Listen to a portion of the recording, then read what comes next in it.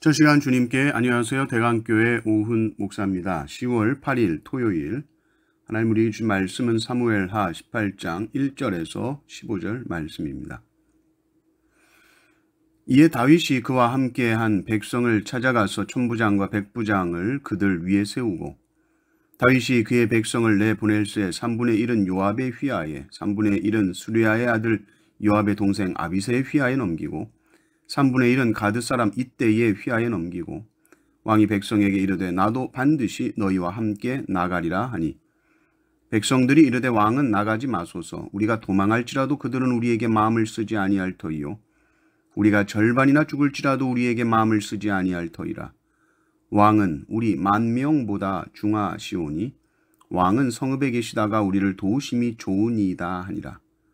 왕이 그들에게 이르되 너희가 좋게 여기는 대로 내가 행하리라 하고 문 곁에 왕이 섬에 모든 백성이 100명씩 1000명씩 대를 지어 나가는지라. 왕이 요압과 아비새와 이때에게 명령하여 이르되 나를 위하여 젊은 압살롬을 너그러이 대우하라 하니 왕이 압살롬을 위하여 모든 군 지휘관에게 명령할 때에 백성들이 다 들으니라.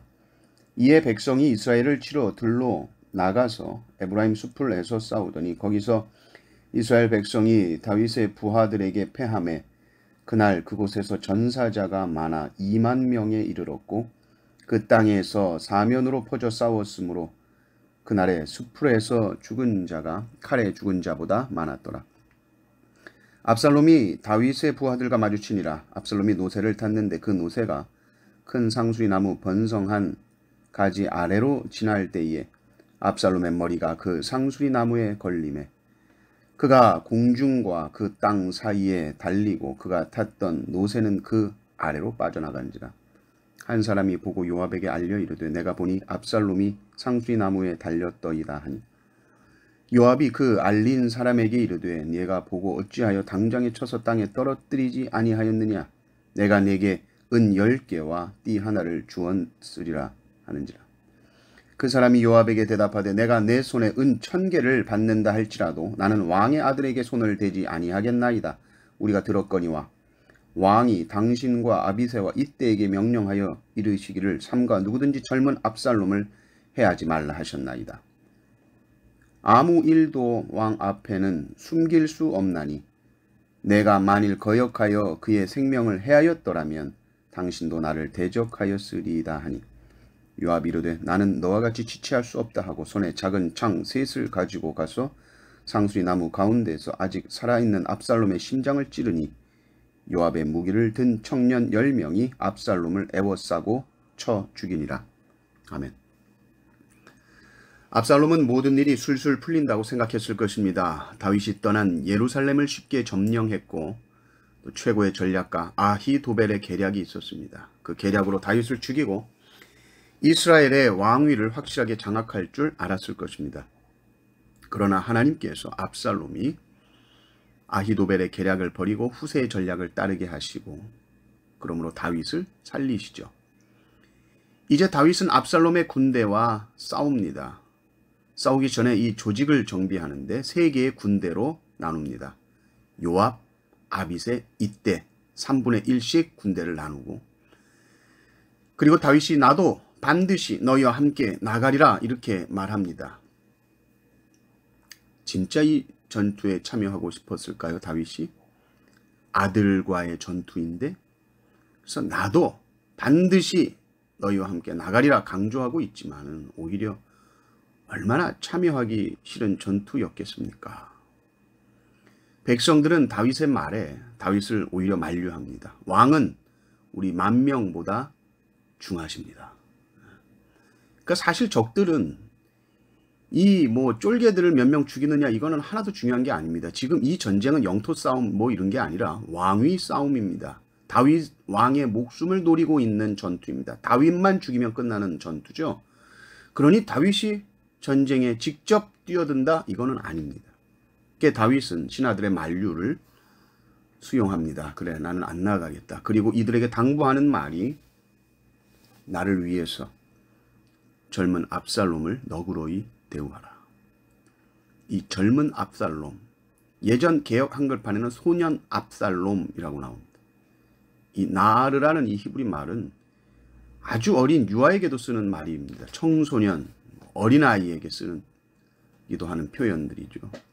그러니까 다 큰 아들을 이렇게 표현한다는 것은 다윗의 마음을 보여줍니다.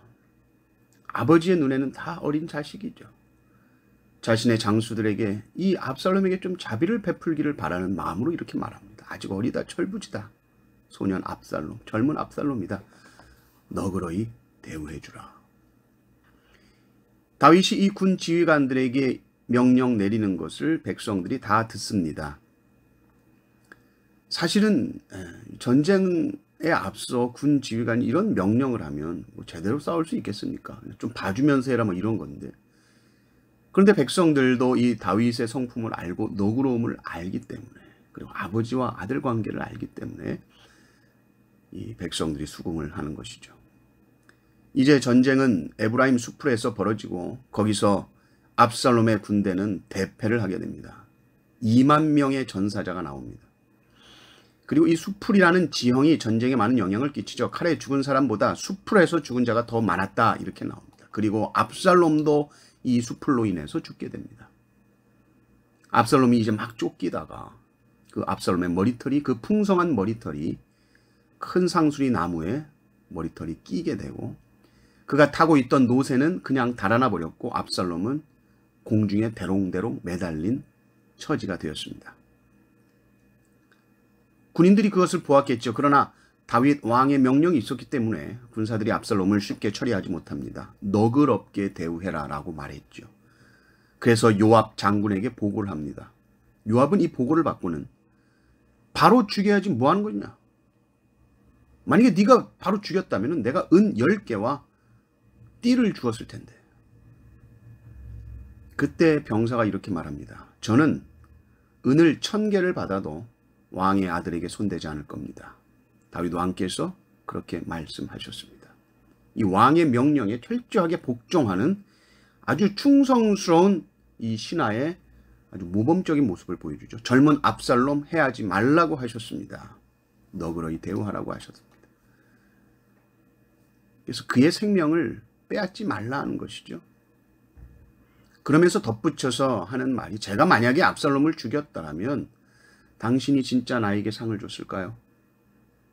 당신은 다윗의 마음을 알지 않습니까? 이미 압살롬을 죽이는 목적이 달성됐으니 나도 그냥 두지 않았겠죠. 즉 그런 겁니다. 그런데 요압은 그 말을 들었는지 안 들었는지, 요압은 나는 지체할 수 없다 그러고는 작은 창 3개를 가지고 와가지고 압살롬의 심장을 찔러서 그 자리에서 죽여버립니다. 그리고 요압의 부하 10명이 달겨 들어가지고 압살롬을 쳐 죽이게 되는 것이죠.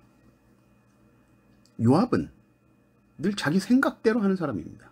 나름대로의 생각대로 걸어갑니다.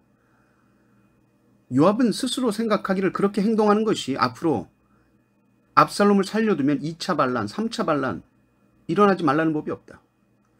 그 반란 막아야 된다. 이것이 백성들을 안전하게 하는 길이요 다윗 왕을 위한 길이라고 스스로 생각했겠죠. 이것이 자기가 생각하는 충성인 것입니다. 그러나 요압이라는 사람은 이 자기 생각만이 옳다라는 이 자기 의의가 꽉 찬 아주 전형적인 인물입니다. 아무리 왕의 명령이 있다고 해도 자기 생각이 아니면 아닌 사람이에요. 자기 논리를 가지고 철저하게 무시해버리는 사람입니다.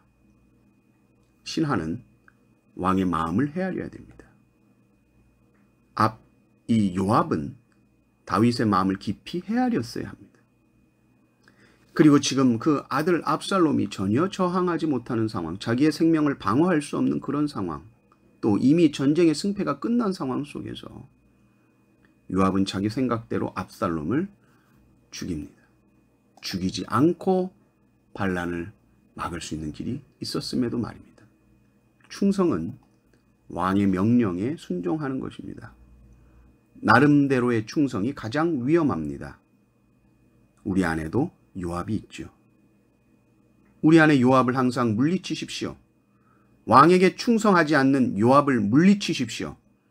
왕보다 높은 자리에 앉아서 명령하고 있는 요압을 물리치십시오. 오직 하나님의 말씀에 순종하시기를 바랍니다. 내 생각과 내 계획 위에 하나님의 말씀을 항상 두시기를 바랍니다. 순종이 제사보다 낫다 하신 말씀이 우리를 온전케 하실 줄을 믿습니다. 이 은혜가 넘치시기를 주님의 이름으로 축원합니다. 아멘.